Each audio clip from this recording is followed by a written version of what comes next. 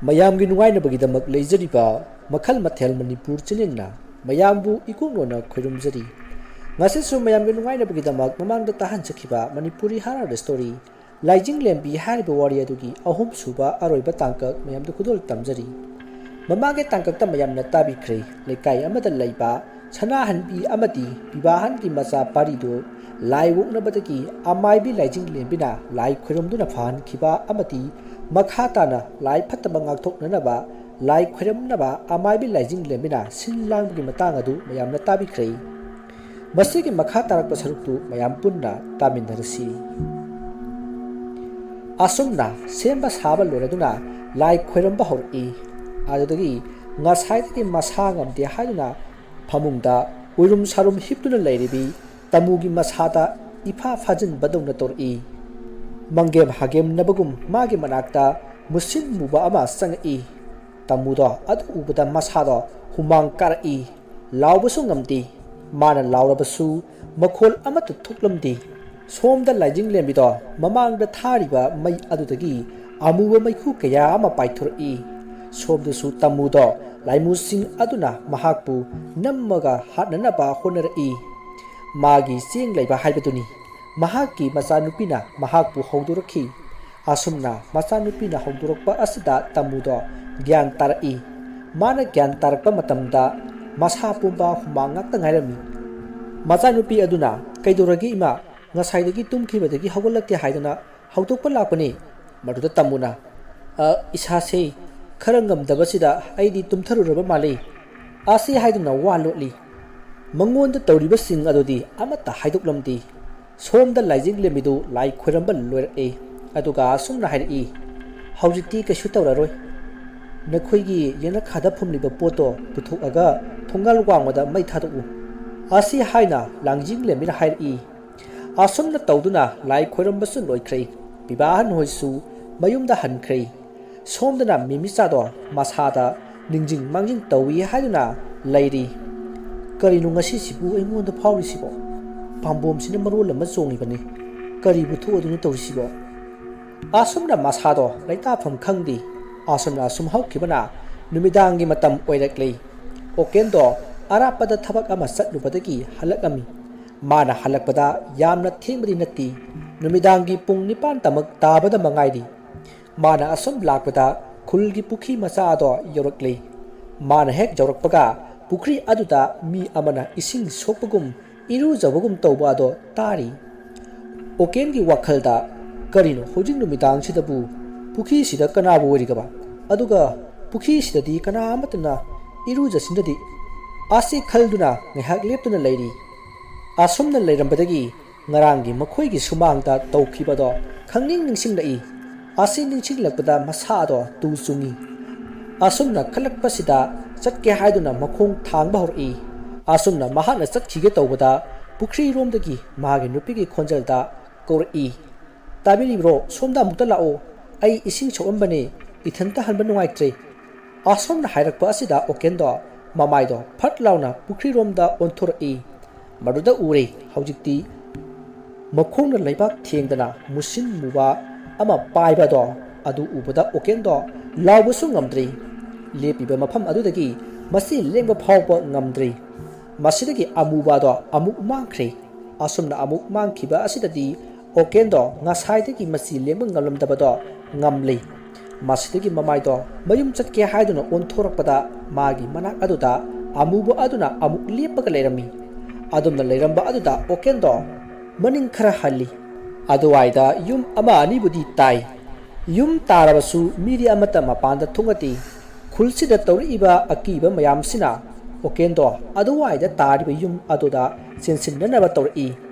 ꯑꯁꯨꯝꯅ ꯇꯧꯔꯛꯄꯁꯤꯗ ꯑꯃꯨꯕ ꯑꯗꯨꯅ ꯑꯣꯀꯦꯟꯒꯤ ꯃꯁꯥꯗ ꯆꯪꯁꯤꯟꯈꯤꯗꯨꯅ ꯃꯍꯥꯛꯀꯤ ꯃꯁꯥꯗ ꯑꯃꯨꯕ ꯑꯗꯣ ꯁꯥꯗꯣꯡꯈ꯭ꯔꯦ ꯑꯁꯨꯝꯅ ꯍꯦꯛ ꯆꯪꯈꯤꯕꯒ ꯑꯣꯀꯦꯟꯗꯣ ꯃꯃꯤꯠ ꯑꯗꯨ ꯆꯞ ꯆꯨꯡꯈꯠꯂꯛꯂꯒ ꯈꯨꯜꯒꯤ ꯄꯨꯈ꯭ꯔꯤ ꯑꯗꯣꯝꯗ ꯂꯥꯛꯂꯤ ꯄꯨꯈ꯭ꯔꯤꯗꯣ ꯍꯦꯛ ꯌꯧꯕꯒ ꯊꯣꯡꯒꯥ ꯑꯗꯨꯗꯒꯤ ꯇꯞꯅ ꯀꯨꯝꯊꯔꯛꯏ ꯑꯗꯨꯒ ꯃꯃꯥꯏꯗꯣ ꯏꯁꯤꯡ ꯃꯅꯨꯡꯗ ꯂꯨꯞꯁꯤꯜꯂꯤ ꯑꯁꯨꯝꯅ ꯂꯨꯞꯁꯤꯟꯕ ꯑꯁꯤꯗ ꯒ꯭ꯌꯥꯟ ꯑꯃꯨꯛ ꯇꯥꯔꯛꯏ ꯑꯗꯨꯒ ꯏꯁꯤꯡ ꯃꯅꯨꯡꯗꯒꯤ ꯐꯥꯎꯒꯠꯂꯛꯄꯒ ꯑꯃꯨꯛ ꯒ꯭ꯌꯥꯟ ꯃꯥꯡꯈꯤ ꯑꯁꯨꯝꯅ ꯑꯁꯨꯝ ꯇꯧꯕꯗ ꯑꯣꯀꯦꯟꯗꯣ ꯋꯥꯔꯛꯂꯤ ꯍꯟꯗꯛꯇꯤ ꯑꯃꯨꯕ ꯑꯗꯨꯅ ओकेनगी मसादगी थोखी असुमना थोखिबदगी ओकेनगी मसादो यामना चोक्थखरे मसदगी ओकेना नेहाक लेप्तुना लेरिंगी कानादुदा खंगहौदना ओकेनदो लाइमु अदुना इसिंग अदुदा नमसिल्लई हदक्ति मसादा खंगजरी महाकी अरोइबा ओरनिदो महाकी मयुमदा लेहौरिबा महाकी नुपी अंगांग अमदी ममा मपादो निंगसिंजरई ओकेनदो सोरो होनबा ngamlaktrei ओकेनदो यामना निंगमदना महाकी अरोइबा ओइखी महाना हेक सिखिबगा लाइमुसिंग अदो यामना हराउनरी सोमदना लाइजिंग लेबिदो फमुंगदा तुमलमबदगी मसादा करिगुंबा सामिन खरा फाउदुना मिकअप थोरकले लाइजिंग लेबिना करिनो अइंगोंदा फाउरिबसिबो हाइना खल्ली लाइजिंग लेबिदो मसादा फाउरिबसि करिनो हाइदुना येंगलगे हाइना खलकई पुंगसिबु कया तारबजानो हाइदुना फगदांगदा थेलिबा घरी अदुदि येंगी नुमिदांगी पुंग 13 तादुरमले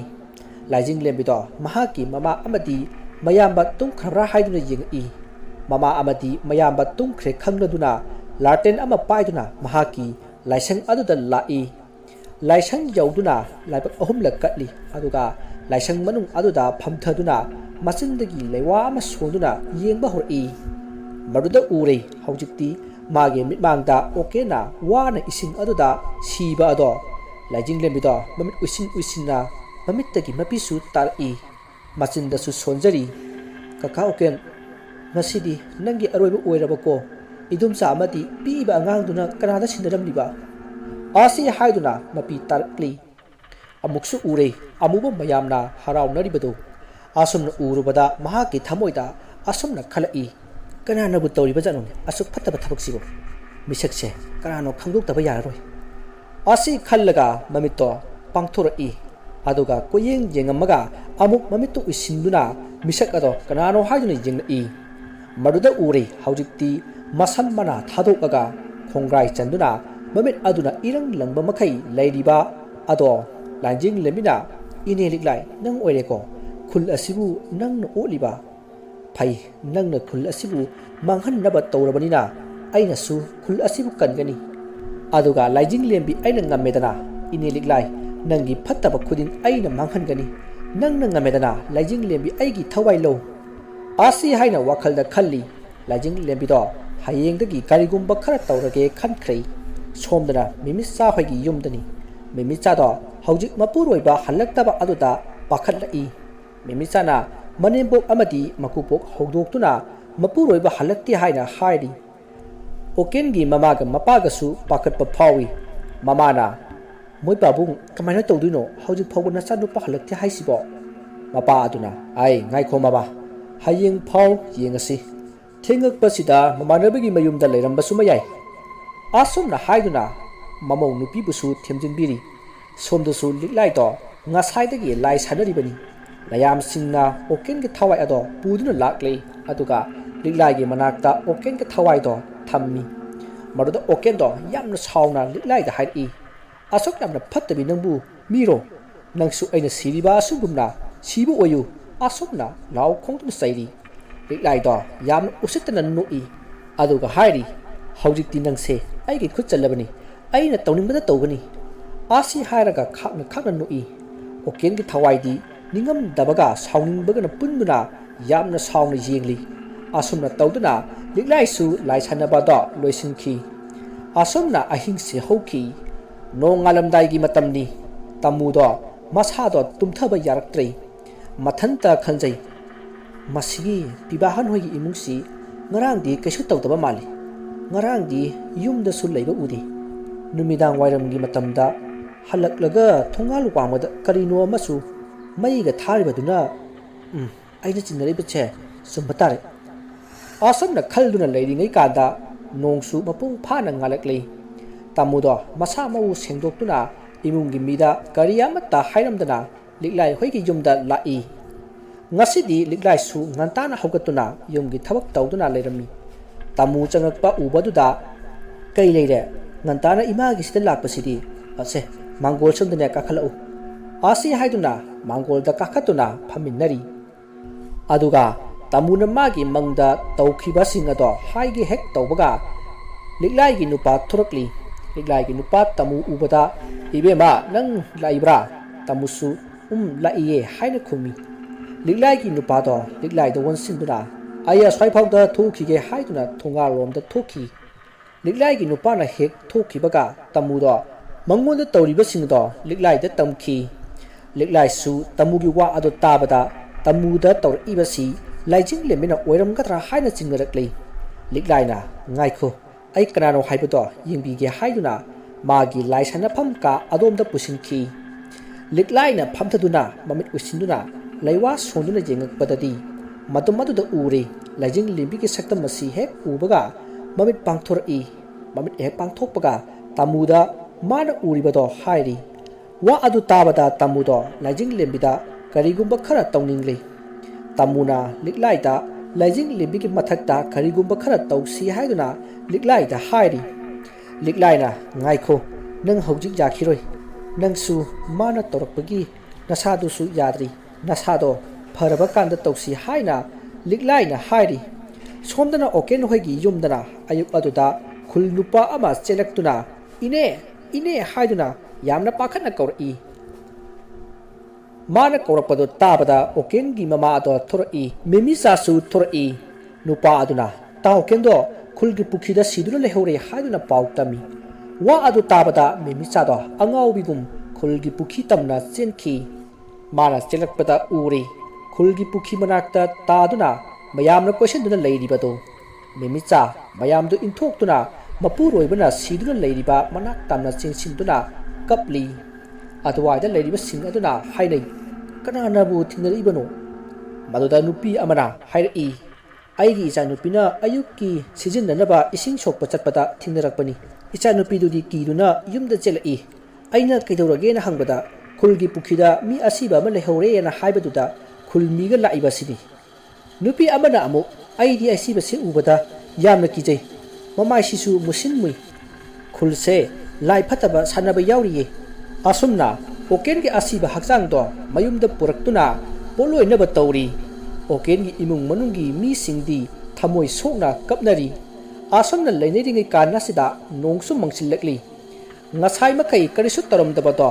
tarok iba mawong si ubada laikai gi ahal amana angangsa mawong ama tarokli asibagi mathau mangamse khara thuna loisinaba tawsi haiduna hai asumna tawduna poloi phamda puduna poloi ba hori nongsu kabak taba horakle poloi phamda lehori ba makwai khara ado hainai sidi mawong amani akhara thuna loisinaba tawsi asi haiduna leiriba singa do yamna kanna loisinaba honari uchin nachina masa adu tumkhri poloi ba loirakpada ungthilgi pung ani muk tari poloi ba hek loi khibaga ngasai degi manglamba nong ado phudet phubu makai suba hori poloi phamda lehori ba makwai do mayum jawuna ba haiduna nong marak aduda kanna senari asomna haukhibana numidang oirakli ngasai degi phudet phu khai churamba nong adusu hajukti khara pathakhi memisa hodusu nong su khibana maram moiraga kanama tanasu lekpa laktri somdana liklai do mage nupana phuthari ngasi siribasi nangna soidana hatpa oiramgani hairi aina asigumba phattaba thabakse tawgunu haiba natro aina nang chingnarakibasi kuirabani haiduna phuthari liklai su mana nate na haiduna yamna kana jeli moi anigi khana chainariba sida macha nupa sakhen chana do chensil laktuna khami asumna khambadagi khanaba do lepkhri matam aduda liklai do saunningbagi mayaina mahaki mapuroibabu hatki haina khankhri athengba ahing ngaiduna leikhri somda laijing lembido mamaga wari sanari ngasi siriba adugi maramda liklaina tawduna hatpani haibase mamada tammi laimaton do wa adu tabada yamna sauningbu phoroi aduga machanupi laijing lembida asumna hairi mahakna khulsibu awaba yamna tahandawri mahakse para ama tambibadi mathau tai asumna hairi laijing lembisu ima aisu ngasidi karigumba khara tawge ima pathana ba tawbiru ro hairi laimatona sumna hairam thabak ama tawbada section na taw asi hairam maga mahaki phamungda pathana ba sangkhrei laijing lembido nongnaga tabane makhutta laten ama paiduna makhoi gi maningda tapthuk iba adomda lai khorumbagi pochai paiduna thori somdu suliklai do mapuroiba hektum khibaga mahaki laisana pham ka aduda sangaktuna lai sanaba hori mahaki lai phattaba mayam ado kaubu hori layam sing adusu yamna thuna liklai gi manakta lai mahakna yamna sauna mahaki nupabu hananaba haige tawbaga mahaki lai nataba atupa lai lakpagi samin phawba hori liklaina kanagi lai no ne tharak ibasibo asi haiduna mamit usimduna jingi maruda khangkhrei laijing lembina tharakpani haibase liklai su mahaki lai sing ado thadoktuna laijing lembina tharak iba layam sing aduga phuna hali laijing lembisu akanba mahai mayam ama tharakli liklai na su mahaki leijaba mahai sijinari asumna tawba sida khulgi miyamdi kibna loina khrei tumbasu amatta tumna chei somda liklai na laksaba henjal lakli laijing lembigi layam sing ado liklai gi phattaba layam sing aduna namba horaklei laijing lemina kaino tawri basibo aina thakhiba layam sing si sinba horena somdasu liklai do mana khara lakcharakpa asida mathamoida harawa phaujari asomna hairi singna khodana karichu leitaba nangna amai bi liklai engonda singna ba sari ngasidi na thwai loba tabani asi hairi laijing lembido liklai na lakchaba asom helakpa asida tawpham khangdrei asomna leiringai kanda mahakpu takpi tabikhiba amai bi thalai mado ningsing jar'i laijing lemina ima nachana ima bu kauthu ure sigidamak nasapu ngakpiyuko asi haina khoiromi imana takpi khiba singado haujik ningsing lai asi khallaga thalai bana takpi khiba aruba laiwa singdo sijin naba horaklei asomna torok asida nga saidagi liklai gi layamna namba do namba ngamlaktrei liklai do adu ubada angakpa ama phawri mahaksu laiwa akanba sonba hori adubu karisu kanaramdi aroibada phatraba lai singado senba hori liklai su masa ado humang ka ba horoklei laijing lembisu mahakna ngamlabanina lai chanaba do loisen khrei aduga imungda changduna tuminna potha khrei somdadi liklai na sanariba phatraba layam ado liklai da yamna sauki phatraba layam sing aduna liklai da onsinduna laknaba horoklei liklai na haiba waga takhidrei lai phattaba sing aduna liklai bu mahaki lai sanafam ka adomdagi sumang tamna masam pajuna singthori asumna torokpa asida liklai do chaina phawri marak asida sibata ngariba oken gi thawai su yauri oken gi thawai aduna liklai gi masa ado chongchinduna thongal lomda puthori aduga makhoi gi thongal manakta hauriba hainau pambi aduda kakhalai thawai adu yawbanina hainau pambi ado irai laina kaki aduga awang hainau masa amada leptuna chongthrakhi asomna chongthrakpa asida oken gi thawai do thokhrei liklai do amuktang ima haina lauramlaga leimaida tarakhi asumna torokpa asida makhada leiramba nungdum amada yaisinduna makok ado phusai chaikhi mafam ado I ngakta ngaikhi liklaina sanaramba laising ado liklaina sibu uraga yamna harawnakhi asumna tawraduna ahing sipa loisinki nong ngalakpa matamda liklai gi nupa do hawgatuna walking chananaba haiduna thongalomda thorakli makhoi gi thongalda mahaki nupina siramba adu ubada kanna laukhi mana lawba tabada mahaki masanupa amadi ayuki walking chenariba mayam sing adusu chensin narakhi liklai gi phibam sadana siramba misi adu ubada akiba phaunari asumna liklai sibagi wari ase laijing lembisu tari maruda laijing lembina aina mabu halamdi mahakti karamna siriba haiduna khalli somdasu mina asum sandorakpadagi tamusu liklai sibagi pawado tari tamudo liklai na siba asida mathwai yamna nungai jakhiri mahaki wakhalda laijing lembina tawbani haiduna laijing lembibu singnaba haukrei mathamoida magi mama amaibi liklai hatpagi laman khungani haiduna khalki wari asi mata ngasida loijari wari asida soikiba lankiba wahi wata khibi tabiriba singna pukchal sauna ngakpigani wari asigi season 2 soidana puthok charakini mayam ngaibiramu mayam boroibada amukka hanna khoirum jari